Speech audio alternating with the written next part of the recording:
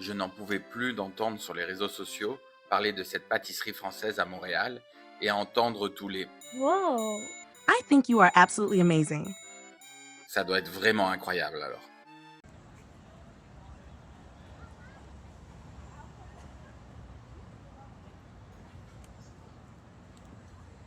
À l'intérieur, un très beau comptoir de viennoiserie, des croissants bien faits à la française,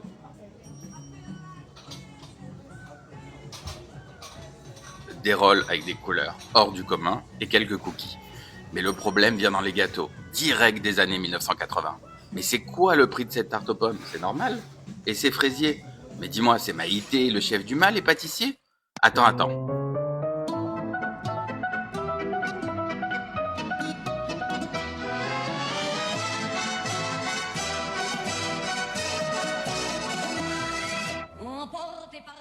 Donc nous voilà assis. Et la carte, plutôt old school, et qui reflète bien ce que j'ai vu dans la boutique. J'ai pris des desserts très simples. Un tiramisu pour commencer. Bon, en verrine en plastique comme jadis. C'est vrai que j'aurais préféré une belle faïence à 16 balles. Bon, sinon, aucun commentaire. Encéphalogramme plat. La crème goûte rien d'autre que le frigidaire et le cacao en poudre cheap. On est bien loin de l'Italie. Et je vais le rappeler souvent dans la vidéo. C'est vendu 16 balles. Vient maintenant la tarte aux fraises. Et je le rappelle aussi, on est en 2024.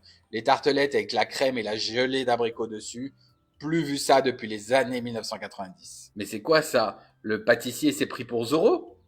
Et d'ailleurs, pourquoi j'ai du Nutella avec une tarte aux fraises? Ça, c'est la question. Bon, là, ça m'a pris toute ma force pour décoller le toit. Et les Français le savent tous. Cette crème pâtissière, elle est en poudre, elle est diluée avec de l'eau. Elle est collante, même ça, c'est pas fait ici. Moi, je suis ok pour faire des vieux desserts, mais au moins applique-toi et fais une pâtisserie toi-même. Je me bats avec cette colle depuis le début de ma tarte. Utilise aussi des fruits de qualité. La fraise, elle est blanche et dure comme une pomme et elle croque. Les macarons sont beaux, mais vous pouvez pas les goûter. C'est pareil. Aucune saveur, néant. Juste du colorant pour te rappeler la saveur. Vous allez me dire, il est très très dur. Mais c'est normal, ils vendent ça 7 balles. C'est le prix d'un macaron de chez Pierre Hermé ou de La Durée qui sont mondialement connus.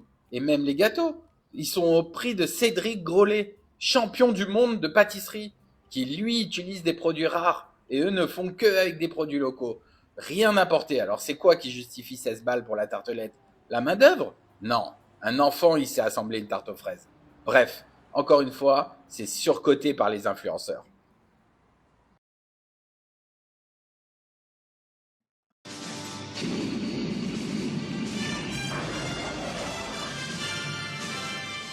Enfin en 2024 et on est dans le vieux Montréal chez Potier.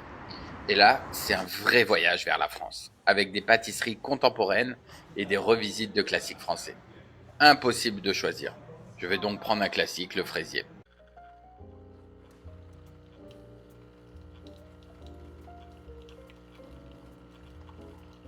Bon voilà, enfin un gâteau de qualité.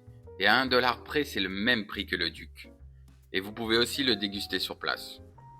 Et là, il y a un véritable travail de pâtissier. On a des crèmes légères qui se tiennent et pas besoin d'une scie pour le couper. La crème est bien dense et goûte la vanille et pas le sucre. Et les fraises, elles, sont de qualité et savoureuses. On a un vrai gâteau de chef pâtissier. Alors Monsieur Potier, là c'est vraiment amazing. Le Duc, tu peux décrocher ton drapeau SVP, on est en berne.